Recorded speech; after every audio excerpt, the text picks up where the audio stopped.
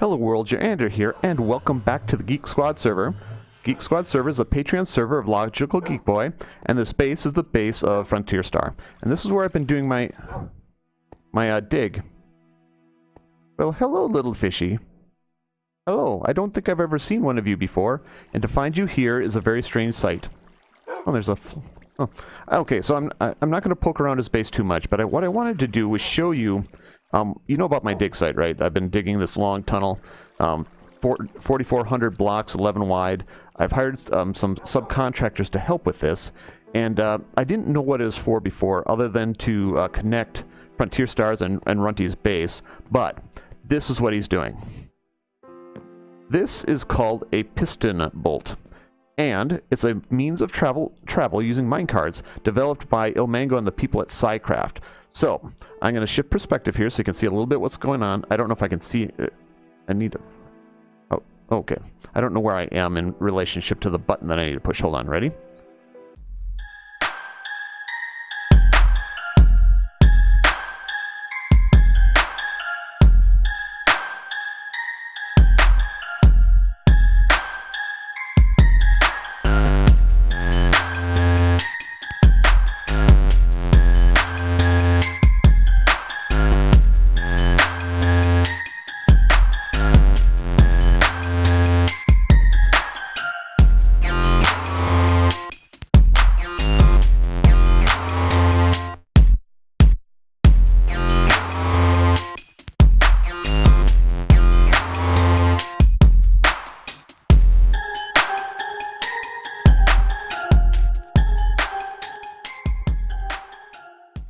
Who?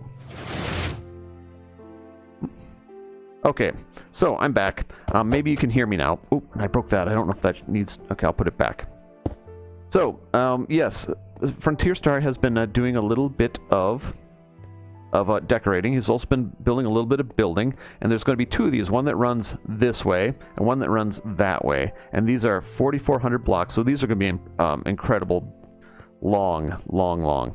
A lot of pistons. So, but I also wanted to show you what me and the subcontractors have been doing. The subcontractors include Liverloot Lightning, Master Bellic 1, Radioactive Bear, and Nacho. I am Nacho Guy. So, here's what we've done. I'm going to time-lapse this because this is a long run. We'll see you in a bit.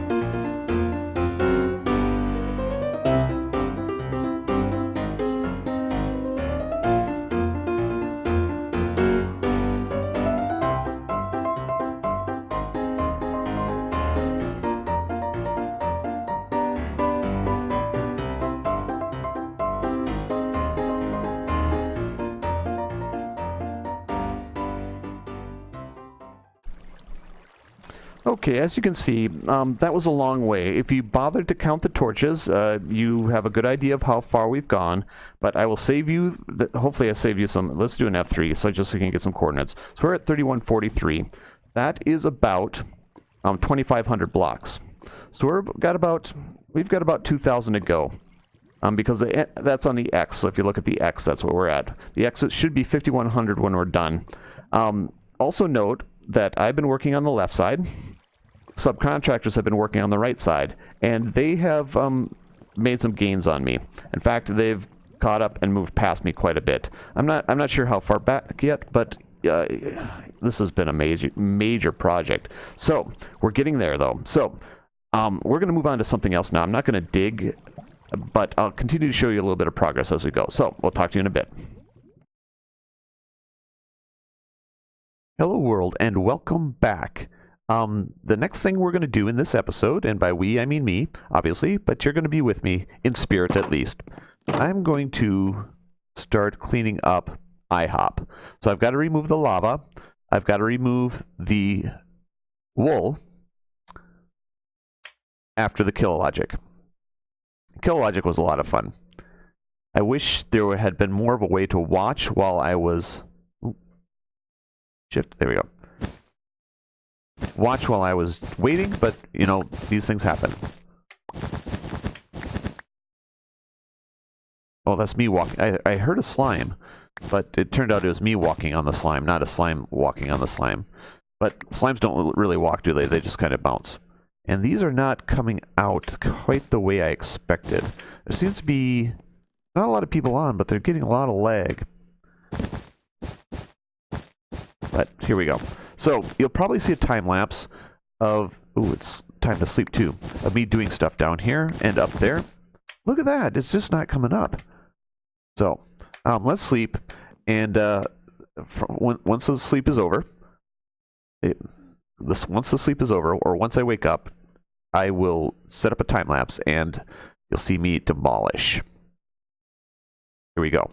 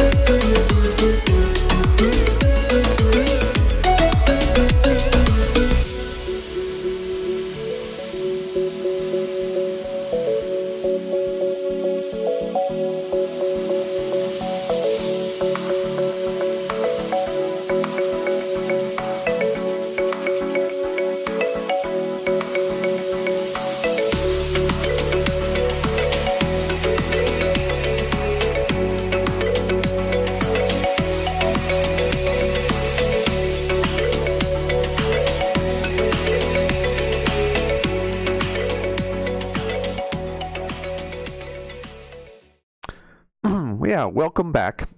So that was it. The kill logic is moved. IHOP is now once again safe. So is iDrop, and so is iPong. So it's essentially we're open for business again. And by business, I mean free entertainment for people who want to jump and bounce a little bit, or fall a very long way without worrying about dying unless they do something silly like hold shift. Huh. You can see all the way straight up through there. Is that because the top portion is not rendered in? It could be. It could be. I don't know. The next thing I'm going to do, and this is going to be another time lapse, or it might be off camera, is I'm going to,